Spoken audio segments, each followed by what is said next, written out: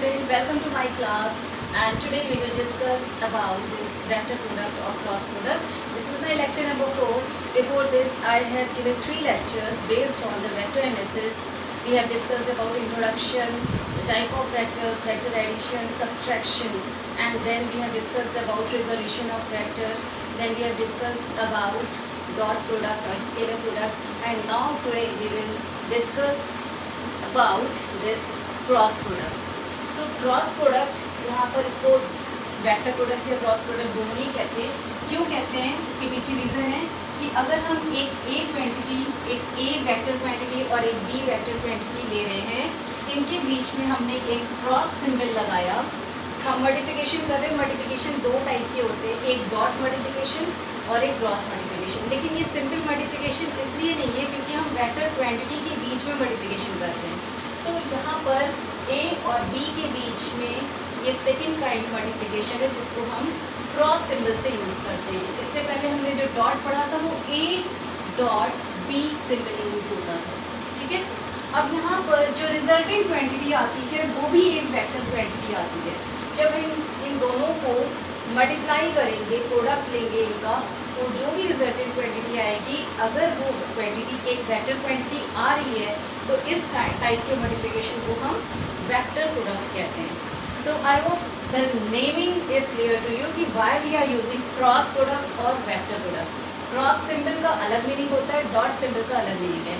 Dot में हमने use किया था कि इसका जो भी रिजल्टेंट आएगा वो एक स्केलर क्वांटिटी होगी, इसलिए इसको स्केलर प्रोडक्ट भी कहते हैं. और ए डॉट बी का मीन्स है ए बी कॉस थीटा, फिर theta is the angle between A and b. यहाँ पर ए क्रॉस बी का मीनिंग होता है A B sine theta is equal to c. अब यहाँ पर मैंने देखो वेक्टर साइन हटा दिया है इधर लेफ्ट हैंड साइड में, राइट हैंड साइड में है क्योंकि ये एक वेक्टर क्वांटिटी है. यहाँ पर इस ए क्रॉस बी को सॉल्व करने का मेथड है, इसका फॉर्मूला है A B sine theta, where theta is the angle between A and B. अब ये एंगल लेते कैसे? अगर ये एक वेक्टर क्वांटिटी ए है, ये दूसरी वेक्टर क्वांटिटी बी है, तो इनके बीच में एंगल अगर ए क्रॉस बी है तो एंगल ए से शुरू होना चाहिए और वो बी तक जाना चाहिए. सो दैट इज थीटा. और ये फर्स्ट थिंग हो गई. सेकेंड थिंग ये है कि इनकी जो टेल्स हैं, यहाँ पर इसको हम कहते हैं हेड और ये होता है टेल्स. इनकी टेल्स आपस में ज्वाइंट होनी चाहिए. और ए क्रॉस बी है तो हमें एंगल कहाँ से शुरू करना पड़ेगा? ए से शुरू करना पड़ेगा और बी तक ले जाना है. अगर ये बी क्रॉस ए होता तो इसका मीनिंग डिफरेंट होता. If we are using B cross A तो इसका मीनिंग ये हो गया कि एक वेक्टर हमने पहले बी यूज़ करना है, suppose this one is the B vector, उसके बाद ए वेक्टर आ रहा है, तो ए वेक्टर इस साइड में है तो हमें ए वेक्टर इस साइड बनाना है. हमने टेल ज्वाइंट कराई है तो बी से लेकर के ए तक, ये ए वेक्टर ये बी वेक्टर, तो बी से लेकर के ए तक का एंगल हम यहाँ यूज़ करेंगे. अगर ये एंगल थीटा था तो ऑब्वियसली ये एंगल आएगा 360 माइनस ऑफ थीटा, बी से लेकर ए तक. तो जो यहाँ पर वेक्टर और स्केलर में यही डिफरेंस, ये एक और डिफरेंस आ रहा है कि आप देखो तो स्केलर प्रोडक्ट में हमें किस डायरेक्शन से ले रहे हैं, ए और बी के बीच में एंगल, उससे हमें कोई फ़र्क नहीं पड़ता. हम चाहे ए बी के बीच में जो एंगल ले रहे हैं वो ए से शुरू करके बी तक ले या बी से शुरू करके ए तक ले, दैट डजेंट मैटर. बट अगर हम वेक्टर प्रोडक्ट ले रहे हैं तो उस समय हमें ये देखना होगा कि ए क्रॉस बी लिखा हुआ है या बी क्रॉस ए लिखा हुआ है. अगर ए क्रॉस बी लिखा हुआ है तो हमें ए से शुरू करके बी तक एंगल लेना है, और अगर बी क्रॉस ए लिखा हुआ है तो हमें बी से शुरू करके ए तक एंगल लेना होगा. तो ये रिप्रेजेंटेशन है वेक्टर्स के. इन रिप्रेजेंटेशन को हमें यूज़ करते हुए ही इसका मैथमेटिकल एक्सप्रेशन सॉल्व करना है. I hope this is clear to you. Now come to next one. ये तो आ गया कि इसका मैथमेटिकल एक्सप्रेशन क्या है. अब हम इसकी वैल्यूज़ को निकाल लेते हैं. यहाँ पर a cross b is equal to a B sine theta है, A B sine theta is equal to c. अब इनमें अगर हम देखा जाए तो हमें बताना है कि सी का डायरेक्शन क्या होगा. सो डायरेक्शन ऑफ सी कैसे निकालेंगे? यहाँ पर रूल्स वर्क करते, बहुत सारे रूल्स है. स्क्रू रूल है, राइट हैंड स्क्रू रूल. हमें राइट हैंड से अगर आप ये एज्यूम करो कि आप घर पे एक निडल जो कि स्क्रू शेप में होती है निडल, जिसमें आपको पता है कि जिसे हम नट कहते हैं, उस निडल को अगर आपको वॉल पे अगर आपको मूव करा मीन्स वॉल के अंदर इंसर्ट करना है तो आप किस तरीके से मूव कराओगे? आप स्क्रू ड्राइवर लोगे और उसको रोटेट कराओगे। जनरली हम क्लॉकवाइज जब रोटेट कराते हैं तो वो निडल अंदर की तरफ जा रही होती है, ठीक है। और जब हम एंटी क्लॉकवाइज रोटेट करा रहे होते हैं तो वो स्क्रू निडल बाहर की साइड आ रही होती है। तो ये एक स्क्रू रूल उसी निडल के बेसिस पे वर्क करता है। आप इन्हीं वेक्टर्स को, जो वेक्टर्स ए और बी हैं, इनको ए क्रॉस बी अगर लिखा है तो आप ए से बी तक का रोटेट कराओ। जैसे मैंने यहाँ पर लिया था कि ए एक वेक्टर है और ये बी वेक्टर है, तो आपको ए से बी तक रोटेट कराना है स्क्रू रूल में। तो ए से बी तक ये किस तरीके से रोटेट होगा? Anti clockwise. Can you imagine here? यहाँ बोर्ड के प्लेन पे एंटी क्लॉकवाइज अगर रोटेट हो रहा है तो ए से बी तक का मूवमेंट आ रहा है। अगर ये एंटी क्लॉकवाइज रोटेट हो रहा है तो इसका मीनिंग ये है कि जो निडल है, जो स्क्रू निडल है, वो बाहर की साइड आ रही होगी। दैट मीन्स इसका जो रिजल्टेंट वेक्टर होगा उसका डायरेक्शन बाहर की साइड होगा, मीन्स बोर्ड के प्लेन के बाहर। ये एक 3 डायमेंशनल प्रोडक्ट है। स्केलर प्रोडक्ट में जो भी रिजल्टेंट क्वांटिटी आती है वो क्योंकि स्केलर होती है तो उसमें हमें डायरेक्शन से कोई मीनिंग नहीं निकलता। बट यहाँ पर जो रिजल्टेंट क्वांटिटी आती है वो हमेशा प्रोडक्ट क्वांटिटी के प्लेन के परपेंडिकुलर होती है। अगर प्रोडक्ट क्वांटिटी अगर हम ये ऐसे लिखें कि A B X Y plane में है तो ये श्योर है कि सी जो होगा वो जेड एक्सिस पर आएगा। अगर A B vector Y Z plane में है तो सी जो आएगा वो एक्स एक्सिस पर आएगा। आपको बताइए कि एक्स वाई जेड को हम ऑर्थोगोनल लेते हैं तो ये एक्स वाई जेड हम 3 टाइप के प्लेन्स इसको बना सकते हैं, X Y plane, Y Z plane and Z X plane. तो जिस भी प्लेन में हम ले रहे हैं उसके परपेंडिकुलर एक्सिस जो होगा वो सी का एक्सिस होगा, यानी ये 3 डायमेंशनल बॉडी हो गई, 3 डायमेंशनल स्पेस हो गया। Now if we are taking A B in Z X direction then it is sure that C will come in Y direction. Z X अगर ले रहे हैं इस प्लेन में, अगर ए और बी हैं, सपोज ये 2 वेक्टर जेड एक्स प्लेन में है तो इसका रिजल्टेंट वाई एक्सिस के अलॉन्ग विद आएगा। तो इस तरीके से ये वेक्टर क्वांटिटी 3 डायमेंशनल स्पेस के थ्रू इंडिकेट होती है। तो ये आपका नेक्स्ट डिफरेंस आ रहा है। मैंने आपको बहुत सारे डिफरेंस बताए यहाँ पर। ए डॉट बी क्या है? वो स्केलर क्वांटिटी देती है, A cross B vector quantity देती है। First thing, A dot B में हमें एंगल किस डायरेक्शन से ले रहे हैं हमें उससे कोई इफेक्ट नहीं पड़ता, बट ए क्रॉस बी में हम एंगल ए क्रॉस बी के लिए ले रहे हैं कि बी क्रॉस ए के लिए ले रहे हैं, उससे इफेक्ट पड़ता है रिजल्टेंट क्वांटिटी पर, क्योंकि एंगल चेंज हो जाता है। नेक्स्ट है कि यहाँ पर जो भी रिजल्टेंट क्वांटिटी आती है वो 3 डायमेंशनल स्पेस में होती है, यानी कि वो क्वांटिटी हमेशा प्रोडक्ट क्वांटिटी के परपेंडिकुलर एक्सिस में होती है। जबकि डॉट प्रोडक्ट में ऐसा कुछ भी नहीं होता, वहाँ पे रिजल्टेंट क्वांटिटी जो आ रही है वो एक स्केलर क्वांटिटी है, इसलिए उसका कोई डायरेक्शन स्पेसिफाई नहीं होता, इसलिए डॉट प्रोडक्ट 2 डायमेंशनल प्रोडक्ट है, जबकि क्रॉस प्रोडक्ट 3 डायमेंशनल प्रोडक्ट है, जहाँ पर हमें 3rd डायमेंशन भी मिलती है। Okay, so these are the basic difference between the dot and cross. I hope these differences are clear to you and you can get easily the resultant quantity. Okay, ना हम यहाँ पर अब product cross product की properties को जज करेंगे, क्योंकि ये प्रॉपर्टीज़ इसलिए इम्पॉर्टेंट हैं, जब आप न्यूमेरिकल लगा रहे होगे तो यही प्रॉपर्टीज़ के बेसिस पर को आप अप्लाई कर सकते हो। So properties of cross product.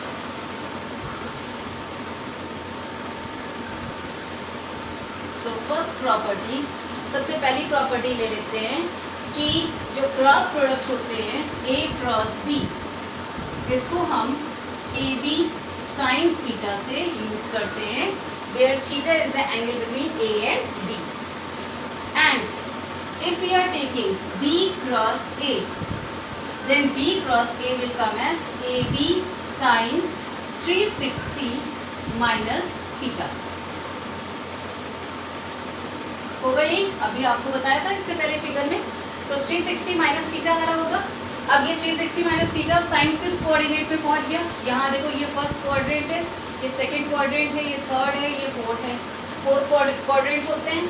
अगर फर्स्ट क्वाड्रेंट में देखो तो जितने भी ट्रिग्नोमेट्रिकल टर्म्स हैं साइन से लेकर के सेक तक के, ये जितने भी 6 ट्रिग्नोमेट्रिकल टर्म्स हैं, ये सारे के सारे पॉजिटिव होते हैं। सेकंड क्वाड्रेंट में साइन पॉजिटिव होता है, कॉसेक पॉजिटिव होता है, बाकी सारे टर्म्स नेगेटिव होते हैं। थर्ड क्वाड्रेंट में टैन और कॉट पॉजिटिव होता है, बाकी नेगेटिव होते हैं। फोर्थ क्वाड्रेंट में आपका सेक और कॉस ये दोनों पॉजिटिव होते हैं, बाकी सब नेगेटिव होते हैं। तो अगर हम 360 माइनस थीटा की बात कर रहे हैं, यहाँ पर आपने लिया था ए वेक्टर और इस डायरेक्शन में आपने लिया है बी वेक्टर, इनके बीच में एंगल है थीटा। जब आपने बी क्रॉस ए किया तो वो आ रहा है 360 minus theta, this is 360 minus theta, ठीक है। तो यहाँ पर ये जो एंगल आया ये किस क्वाड्रेंट में पहुँच रहा है, ये पहुँच रहा है फोर्थ क्वाड्रेंट में, और 360 माइनस थीटा अगर आप लोगे तो वो फोर्थ क्वाड्रेंट में पहुँचेगा। दैट मीन्स ये फोर्थ क्वाड्रेंट में साइन जो होता है वो नेगेटिव आ जाता है, तो मीन्स क्या आ जाएगा, ये वैल्यू हो जाएगी a B sine theta, sine 360 minus theta minus of a B sine theta. So यहाँ पर आप देखो तो बी क्रॉस ए की वैल्यू जो है वो ए क्रॉस बी का वो वैल्यू आ रही है, बट माइनस साइन के साथ में आ रही है। दैट मीन्स आप लिख सकते हो कि a cross b is not equal to b cross a, ये दोनों इक्वल नहीं है। इसमें क्या आ रहा है, माइनस साइन आ रहा है। माइनस साइन का सिंपल सा मीनिंग ये है कि अगर आप ए क्रॉस बी ले रहे हो तो जो रिजल्टेंट सी वेक्टर आ रहा था वो अगर पॉजिटिव एक्सेस पे आ रहा है, प्लस एक्स एक्सेस पे आ रहा है। एक सिंपल सा केस लेते हैं कि एक्स वाई प्लेन में, अभी जो मैंने क्वाड्रेटिक आपको बताया था प्लेन 3 डायमेंशनल स्पेस में, सो अगर ए और बी एक्स वाई प्लेन में है तो सी किस एक्सेस पर आएगा, जेड एक्सेस पर। तो अगर हम एक ये सिंपल सा केस ले लेते हैं कि ए और बी दोनों ही एक्स वाई प्लेन में ही थे, ये एक्स एक्सेस है और ये वाई एक्सेस है। अगर हम एक्सेस के बेसिस पर किसी को इस फिगर को आइडेंटिफाई करें तो this is X axis, this one is Y axis, X axis Y axis, okay.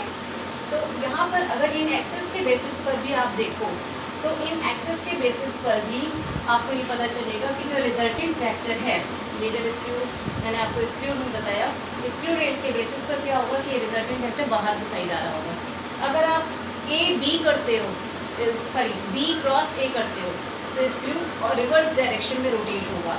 Reverse direction में रोटेट होने का मतलब है रिजल्टेंट वेक्टर अंदर की साइड जा रहा होगा। दैट मीन्स अगर एक केस में प्लस जेड एक्सिस है तो दूसरा यानी बी क्रॉस ए में माइनस जेड एक्सिस होगा। तो माइनस का मीनिंग बस इतना ही है कि जो रिजल्टेंट वेक्टर आ रहा है वो अपने ओरिजिनल एक्सिस के ऑपोजिट डायरेक्शन में रिवर्ट हो जाता है। This is just the case of reversal. जैसे आप शटर ऑन कर रहे हो और शटर ऑफ कर रहे हो, ओके। जब आप शटर ऑन करते हो तो शटर ऑन करने का मतलब है कि एक डायरेक्शन में शटर ओपन हो रहा है, तो that is the one direction of resultant quantity, resultant vector. Shutter of कर रहे हो तो दूसरे उसके ऑपोजिट डायरेक्शन में मूव कर रहा है, सो that is the other direction of the resultant vector quantity. So this is simply stating that the product, vector product is non commutative.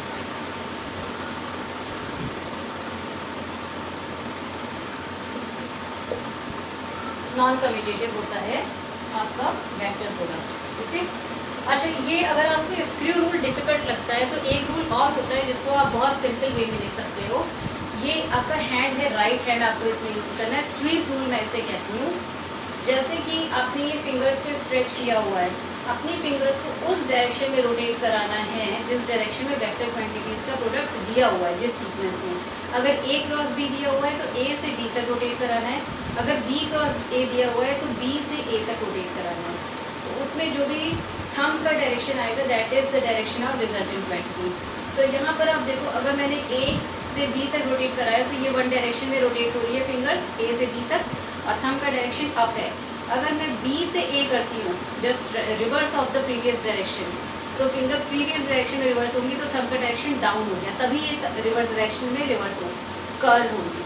So that means what कि आपका जो ए क्रॉस बी है वो B cross ए के equal नहीं आता। These are the, this is non commutative. तो आप ये रूल को भी अप्लाई कर सकते हो जिसको मैं स्वीप रूल कह रही हूँ। One is the screw rule, right hand में ही यूज़ करना है। One is the screw rule. If screw rule is difficult to you, you can use the sweep rule, वो ईजी पड़ जाएगा आपके लिए। तो यहाँ पे ये नॉन कम्यूटेटिव होता है वेक्टर प्रोडक्ट, जबकि स्केलर प्रोडक्ट क्या था, वो कम्यूटेटिव था। Now come to the second one. यहाँ पर नेक्स्ट वन आपका है दैट इट इज डिस्ट्रीब्यूटिव और नॉट, तो इट इज डिस्ट्रीब्यूटिव।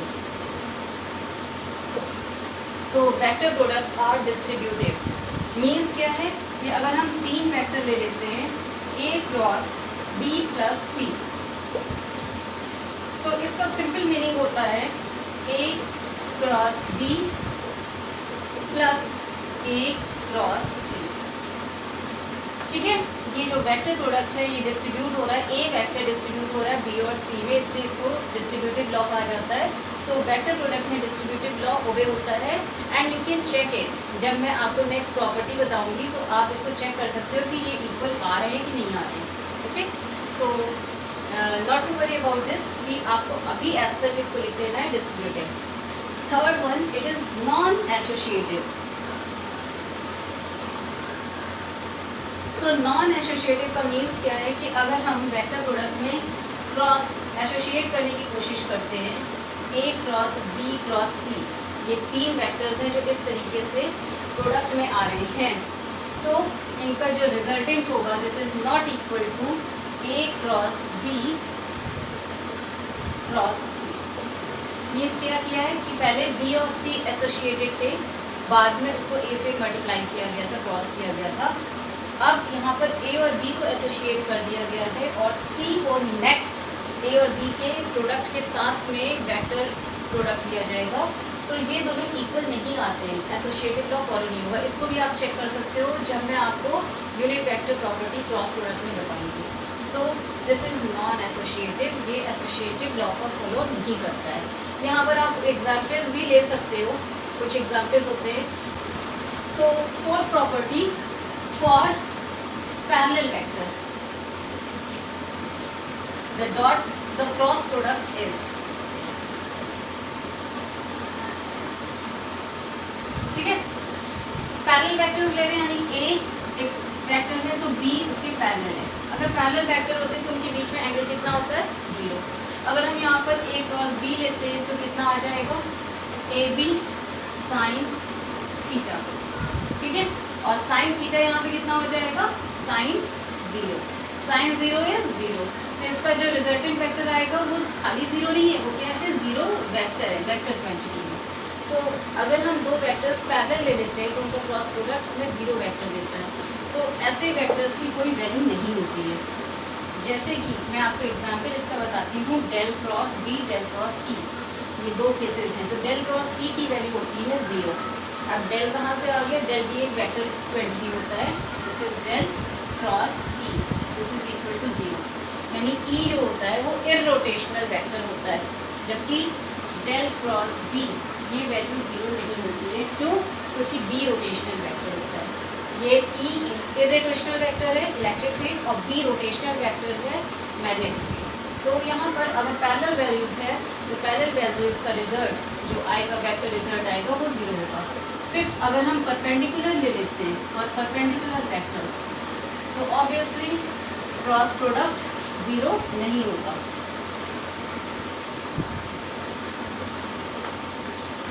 ये ए एक वेक्टर है, बी दूसरा वेक्टर है, इनके बीच में 90 डिग्री एंगल बन रहा है। अगर 90 बन रहा है तो आप लोग a cross b is equal to a B sine 90।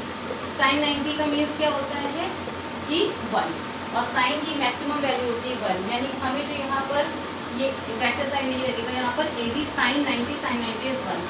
तो इस मीन्स क्या है कि अगर हम दो वेक्टर्स एक दूसरे के परपेंडिकुलर ले रहे हैं तो उस कंडीशन में जो भी उसका वेक्टर प्रोडक्ट आता है वो मैक्सिमम आती है उसकी वैल्यू।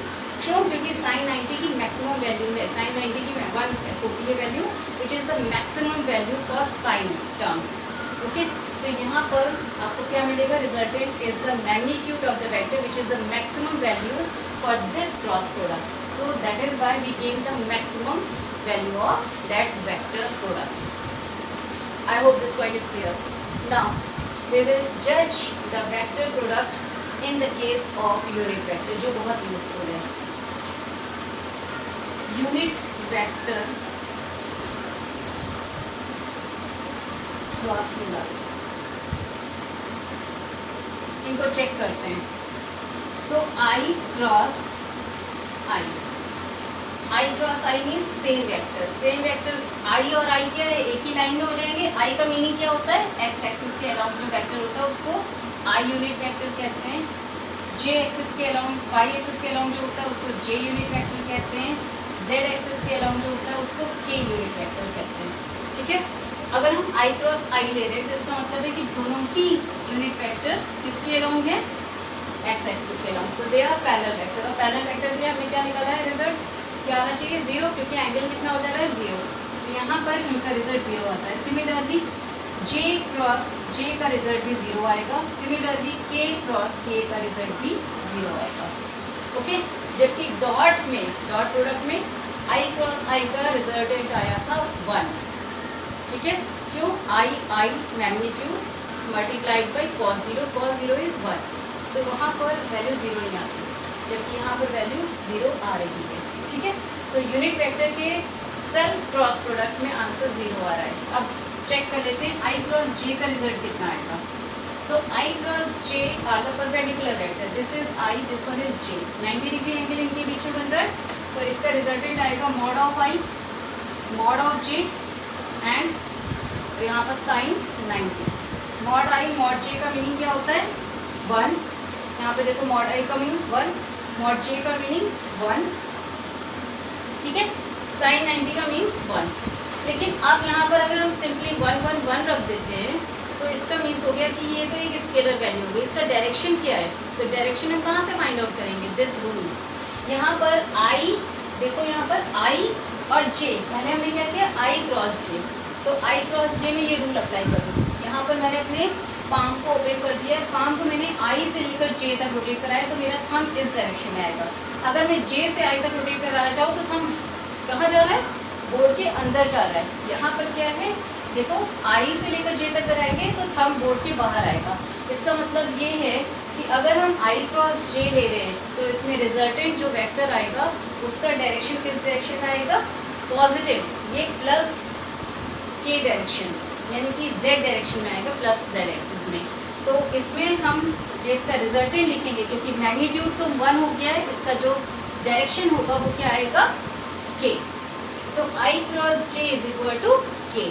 हमने ये डायरेक्शन डायग्राम से देखा है, क्यों, क्योंकि हमें पता है कि क्रॉस प्रोडक्ट में रिजल्टेंट जो आता है वो हमेशा एक वेक्टर क्वांटिटी आती है। तो मैग्नीट्यूड तो 1 है, श्योर है ये, बट डायरेक्शन इज k। अब इसके बाद हम चेक कर लेते हैं कि J क्रॉस K का रिजल्ट क्या आता है। सो J cross K, J cross K में अगर हम जाएंगे तो J से K तक स्वीप कर रहे हैं। J से K तक स्वीप करने पे देखो फिर से थंब का डायरेक्शन बाहर आ रहा है। अगर थंब बाहर आ रहा है तो मीन्स क्या हो गया कि J cross K magnitude wise तो 1 हो गया, लेकिन इसका रिजल्टेंट क्या आ जाएगा, पॉजिटिव एक्स एक्सिस यानी कि I।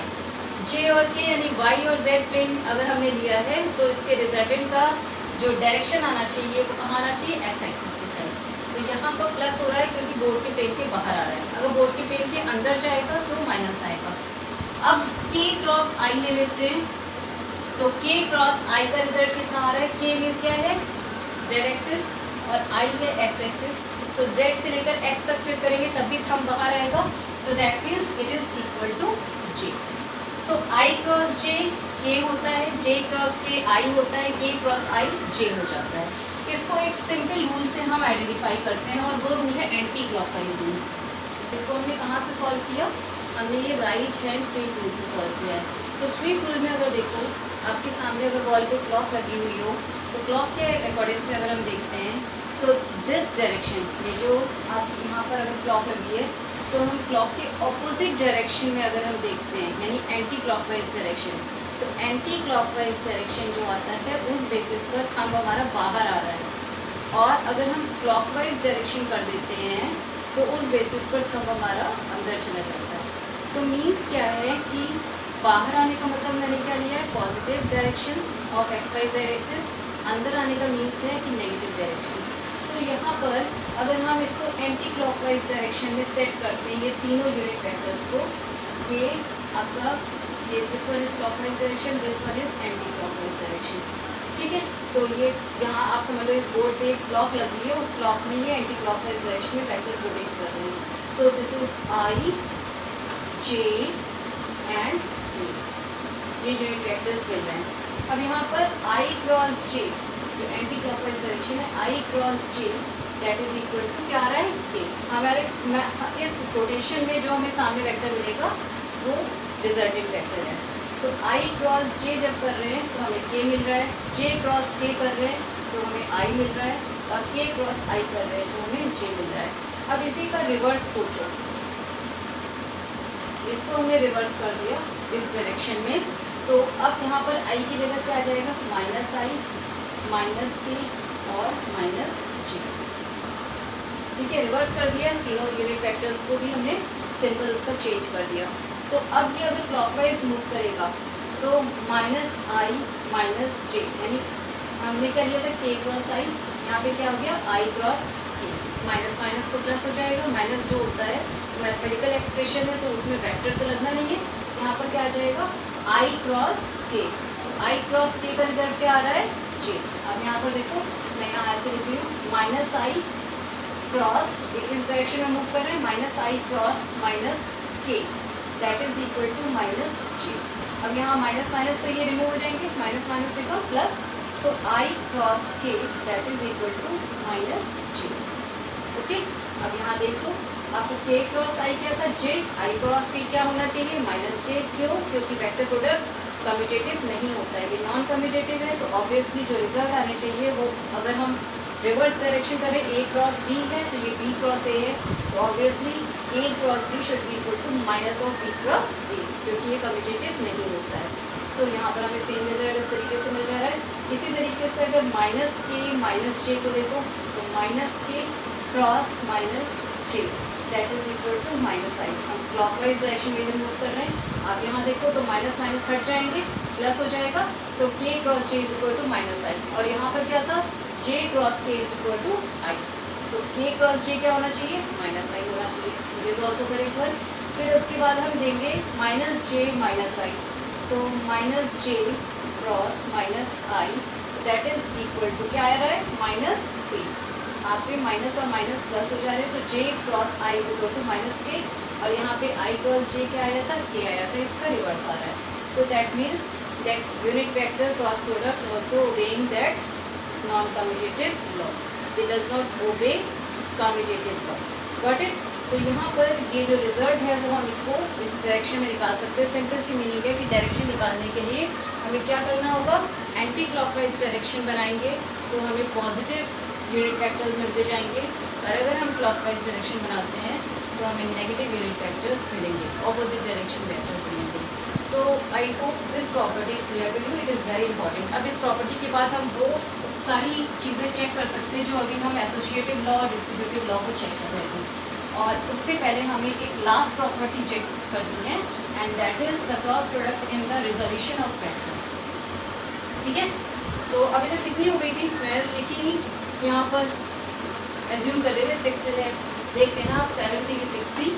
तो अगर एक ए वेक्टर है उसमें दिया हुआ है a that is a1 i, a2 j, a3 k, ऐसे ले लिया। ये थोड़ा सिंप्लीफाई करना है तो इसमें वैल्यूज भी ले सकते हैं। दूसरा वेक्टर b है, उसका है b1 i plus b2 j plus b2 k। तीसरा वेक्टर c है, ये है c1 i plus c2 j plus c3 k। तो अगर हमें इस तरीके से वेक्टर्स दिए हुए हों और हमसे कहा जा रहा है कि a क्रॉस b का रिजल्ट निकालो, तो हमें रिजोल्यूशन ऑफ वेक्टर अगर दिया हुआ है तो सिंपल हमें डिटर्मिनेंट करनी है। डिटर्मिनेंट मैथ्स की एक ब्रांच है जिसमें हम यूज़ करते हैं ये दोनों लाइंस, यहाँ पर हम यूज़ करेंगे, अगर दो हमें सिंबल्स दिए हुए हैं तो यहाँ हम यूज़ करेंगे i j k। ठीक है, एक होती है डिटर्मिनेंट, दूसरी होती है मैट्रिक्स। डिटर्मिनेंट जो होती है वो हमेशा n क्रॉस n की होती है, मैट्रिक्स कोई भी नंबरिंग की हो सकती है, रो एंड कॉलम उसके वेरी कर सकते हैं, बट डिटर्मिनेंट में रो और कॉलम वेरी नहीं करते हैं, same row and same column होता है। So we are solving it here by the help of determinant. So we can put the value a k i जे के कॉम्पोनेंट रखते हैं, तो आई के साथ वाले जो कॉम्पोनेंट्स हैं उनको हम यहाँ पर उनके जस्ट नीचे रखेंगे। सो पहले हमें ए रखना है क्योंकि ए पहले दिया हुआ है। क्रॉस प्रोडक्ट में ध्यान रखना होता है कि ए क्रॉस बी दिया हुआ है कि बी क्रॉस ए दिया हुआ है, दोनों का अलग अलग मीनिंग है, डायरेक्शन चेंज हो जाता है। सो फर्स्ट ऑफ ऑल ए दिया है तो पहले हमें ए के कॉम्पोनेंट रखने होंगे। So this is A1 A2 A3। उसके बाद बी है तो बी के कॉम्पोनेंट B1 B2 B3। अब ये डिटर्मिनेंट सॉल्व करना आपने मैथ्स में सीखा होगा, फिर भी मैं आपको यहाँ पर बता देती हूँ। करते क्या हैं कि जिस भी हम टर्म को ले रहे होते हैं उस टर्म के रो और कॉलम को हम छुपा देते हैं। तो इस डायरेक्शन में है रो और इस डायरेक्शन में है कॉलम। तो अगर हमने आई लिया है तो आई के रो को और आई के कॉलम को हमने छुपा दिया। बचे कौन से, ये 4 टर्म्स बचे हैं और इसको हम करते हैं cross multiply with minus sign. ये हो गया A2 B2 और ये हो गया B2 A2, this is B3 not B2, B3 आना चाहिए यहाँ पर, B1 B2 B3, A2 B3 और B2 A3। ठीक है, तो I के साथ जो टर्म आएगा वो आएगा A2 B3 minus of B2 A3। ठीक है, समझ में आया? ये माइनस टर्म लगता है हमेशा बीच में, ये ध्यान रखना है। क्रॉस जब हम मल्टीप्लाई कर रहे होंगे यहाँ पर, ये सिंपल क्रॉस मल्टीप्लाई है। उसके बाद हमने जब J लिया तो J के लिए यहाँ पर जो पहला टर्म होता है वो पॉजिटिव होता है, दूसरा टर्म नेगेटिव हो जाता है, तीसरा टर्म पॉजिटिव हो जाता है। तो J के लिए माइनस ऑलरेडी आ जाएगा। ठीक है, उसके बाद J के कॉलम को हमें छिपा देना है और J की रो को हमें छिपा देना है। तो कॉलम को छिपाने पर हमारे पास ये फिर से 4 टर्म्स बचे और रो को भी छिपाने के बाद A1 B3 B1 A3। So this is A1 B3 minus B1 A3। ठीक है, माइनस सिंबल तो आना ही है। नेक्स्ट आपने K टर्म लिया, K टर्म फिर से पॉजिटिव हो जा रहा है, पहले प्लस चलता है फिर माइनस फिर प्लस। जितनी भी कोई भी डिटर्मिनेंट के टर्म्स हों उसमें इसी तरीके का सीक्वेंस होता है साइन का। सो अगर हम K ले रहे हैं तो K के कॉलम को और K की रो को छुपा देंगे तो हमारे पास ये 4 टर्म्स बचेंगे, A1 B2 और B1 A2। सो A1 B2 minus B1 A2। ठीक है, हमेशा हम यहाँ लेफ्ट साइड से टॉप से शुरू करते हैं, ऐसा नहीं कि आप इधर से शुरू कर दो कि A2 B1 minus A1 B2, this is wrong. आप यहाँ से शुरू करोगे लेफ्ट साइड के टॉप से, A1 B2 minus B1 A2, तो ये आपका रिजल्टेंट आ गया। So this one is the resultant of A cross B। ठीक है, अब B क्रॉस A अगर इसका जस्ट रिवर्स करते हैं तो क्या रिजल्ट आते हैं उसको भी चेक कर लेते हैं। ये तो मैंने आपको बताया कि डिटर्मिनेंट फॉर्म है आती है क्रॉस प्रोडक्ट को सॉल्व करने के लिए और उस डिटर्मिनेंट को हम इस तरीके से सॉल्व कर लेते हैं। तो ये रिजल्ट निकल करके हमारे पास आ जाता है। अगर 3 प्रोडक्ट हो जाते हैं जैसे A cross B cross C suppose, तो यहाँ पर A cross B cross C इसको हमें लेना पड़ता and that is equal to, हमें जो मैट्रिक्स बनानी पड़ती वो हमें 4 डायमेंशन मैट्रिक्स बनानी पड़ेगी, 4 क्रॉस 4 की।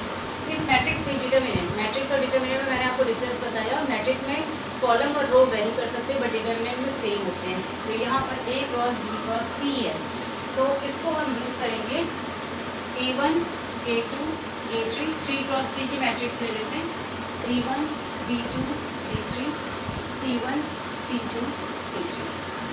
तो अब A1 के साथ में ये दोनों रिजल्ट आएंगे, A2 के साथ में ये रिजल्ट्स आएंगे, A3 के साथ में ये रिजल्ट्स आएंगे। जैसा मैं यहाँ पर रूल्स अप्लाई कर रही थी उसी तरीके का रूल यहाँ पर 3 टर्म्स में अप्लाई होता है। बट फॉर योर कन्वीनियंस ये सारे एक्सप्रेशन है, ये मैथमेटिक्स की डीप एक्सप्रेशंस हैं जो 3 टर्म्स में यूज़ किए जाते हैं। आपके पास जनरली 3 वेक्टर टर्म प्रोडक्ट आएंगे ही नहीं। इवन कॉम्पिटिशन में भी ये 3 टर्म्स प्रोडक्ट नहीं यूज़ किए जाते हैं, लेकिन बाई चांस अगर आ जाता है तो आपका जो डिटर्मिनेंट का ये टर्म है वो ऐसे ही यूज़ किया जाता है। So mathematics is just a tool for physics, उसको हमें ऐसे इसी तरीके से यूज़ कर लेना है जितना हमारे पास इंफॉर्मेशन है। सो आई होप कि ये डिटर्मिनेंट आप सॉल्व कर लोगे easily. Okay, so these are the properties, ये 6 प्रॉपर्टीज़ जो मैंने आपको बताई हैं ये क्रॉस प्रोडक्ट की प्रॉपर्टीज़ हैं। अब इन प्रॉपर्टीज़ के बेसिस पे जो मैंने आपको बताया था कि कम्यूटेटिव लॉ को फॉलो नहीं करता है, एसोसिएटिव लॉ को फॉलो नहीं करता है, ये सारा का सारा आप चेक कर सकते हैं। जनरली आपके पास जो प्रोडक्ट दिया जाता है वो 2 टर्म्स के प्रोडक्ट दिए जाते हैं, तो उनको आप चेक कैसे करोगे? मैंने कहा कम्यूटेटिव लॉ को फॉलो नहीं करता है, commutative law does not obey. ठीक है, ये प्रॉपर्टी थी, यानी A क्रॉस B ये not equal to B cross A है। इसको चेक कर लेते हैं। ठीक है, चेक करने का तरीका क्या है कि हम वैल्यूज ले लेते हैं रिजोल्यूशन के फॉर्म में। A क्रॉस B के लिए हमने वैल्यू ले ली, let it be 3i 2j 4k, ये A की वैल्यू है, क्रॉस B की वैल्यू ले ली 2i minus 2j minus plus 4k। ठीक है, एक एग्जाम्पल ले लिया है, जो भी माइंड में आया वो ले लिया यहाँ पर। अब इसको देखते हैं कि क्या रिजल्ट आता है इसका। i j k ये वेक्टर ले लिया। सबसे पहले क्या लिखेंगे, a के टर्म्स लिखेंगे, तो ये है 3 2 4, यहाँ पे क्या है 2 माइनस 2 प्लस 4, ये टर्म्स आ गए। अब इसको सॉल्व करके देखो, जैसा मैं फिर बताया था, i को पहले लेना पॉजिटिव विद प्लस साइन, ये प्लस है, ये माइनस, ये प्लस। i को लिया, अंदर क्या आएगा, i के कॉलम और i की रो को छुपा दो, 2 इंटू 4 8, 8 यहाँ पे क्या आएगा माइनस 2 इंटू 4 8, 8 माइनस 8। अब देखिए यहाँ पे देखो तो माइनस साइन है, तो वो जो माइनस बीच में लग रहा था उसके साथ में माइनस एक और इंक्लूड होगा तो हो जाएगा प्लस। 8 प्लस 8 ये क्या हो गया 16। इतना क्लियर है i के साथ में। अब j में देखते हैं, माइनस पहले ही लगा दो j का, j के रो को छुपा दो, j के कॉलम, ये कॉलम छुप गया, ये रो छुप गई। अब j के साथ में क्या आएगा 3 इंटू 4, 3 4 सा 12 और 4 2 सा 8, तो 12 माइनस 8। यहाँ पे देखो तो सारे के सारे प्लस में आ रहे हैं, तो माइनस साइन तो आएगा। 12 माइनस 8 इज 4। ठीक है, उसके बाद k का लो तो प्लस साइन प्लस k। अब यहाँ पर k के साथ में क्या आएगा 3 इंटू माइनस 2 माइनस 6, और यहाँ पे माइनस 4, ये प्लस है, बीच का माइनस, यहाँ पे क्या आएगा minus 6 minus 4, minus 6 minus 4 is minus 10। So you are getting the result it as here as 16i 4j minus 10, ये रिजल्ट आ रहा है। अब चेक कर लेते हैं कि B क्रॉस A का रिजल्ट भी सेम आ रहा है कि नहीं आ रहा है। तो वो तो कम्यूटेटिव लॉ फॉलो कर रहा है, नहीं आ रहा है तो नहीं फॉलो कर रहा है। i j k, अब पहले B को के टर्म्स को रखना होगा। कौन कौन से टर्म्स थे, 2 माइनस 2 प्लस 4, फिर k के टर्म्स को रखो 3 2 4। सॉल्व कर लो, i minus 8 minus 8 minus 16, j के साथ में लिया माइनस साइन, उसके बाद 8 माइनस 12 माइनस 4, फिर k के साथ में प्लस साइन, और 4 माइनस और माइनस प्लस हो जाएगा 4 प्लस 6 10। तो रिजल्टेंट आ रहा है minus 16i plus 4j plus 10k। देखो दोनों रिजल्ट्स में क्या डिफरेंस दिख रहा है, यहाँ पर माइनस लगा दो तो ये रिजल्ट आ जा रहा है, यहाँ माइनस लगाने पर ये दोनों टर्म्स पॉजिटिव हो जाएंगे, ये टर्म नेगेटिव हो जाएगा, आपका आ रहा है। तो मीन्स क्या हुआ कि ये दोनों एक दूसरे के इक्वल नहीं है, बल्कि a cross b is equal to minus of b cross a है। इसी तरीके से एसोसिएटिव लॉ को फॉलो करता है, वो भी आप प्रूव कर लोगे अगर आपको ये डिटर्मिनेंट सॉल्व करना आता है। तो I hope this topic is clear to you. Next I will come with the numerical and for today.